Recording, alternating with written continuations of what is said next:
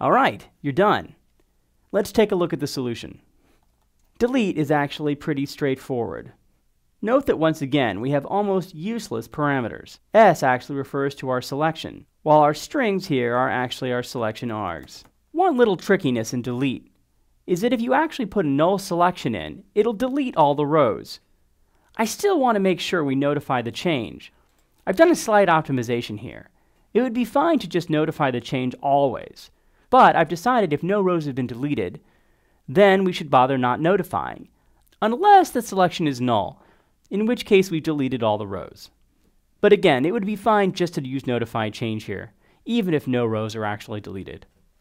After all, the intention was that rows would be deleted. Once again, let's take pity on someone who might have to maintain your code and change these default parameter names to something more useful, like selection and selection args. Other than that, update looks almost exactly like delete. Once again, we are returning the number of rows impacted by the update, and we don't bother notifying if no rows were impacted. Now that we've finished writing update and delete, we can go back to test provider and add some tests. First, let's remove test delete db, the last test that doesn't depend on the provider. Instead, let's have a test that deletes all the records and checks to make sure they're actually deleted. Remember, passing a null query actually deletes all of the records in a table, so this is really straightforward, just passing nulls. Since we're depending on the database for our deletes, it's not all that particularly important that we actually test the delete functions, although it would be nice to add that later on. The reason we'd want to add it is to make sure that our constraints are valid. And once we're done doing the deletes, we check to make sure that there are no rows left.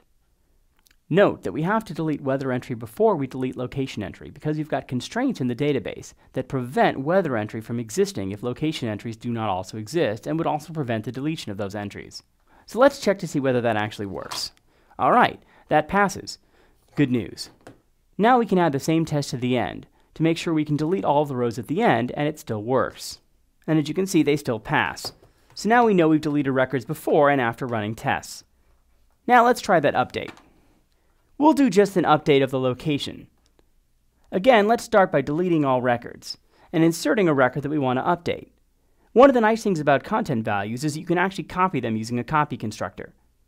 After that, we can add the ID we want to update and then put the name of the city we want to update it to, in this case, from North Pole to Santa's Village. And then finally, we call update, assert that we've actually updated exactly one record as we'd expect, and then do a query on that, validating our cursor, making sure that our update actually works. And then finally, we close our cursor. It all looks pretty good. Let's see if it actually runs and does the right thing. And our tests pass. So we've now proved that we can update, delete, insert, and query. And all of this is fully tested. In other words, the bones of our application are finished, just waiting to attach our UI. Let's go through and attach some of our UI.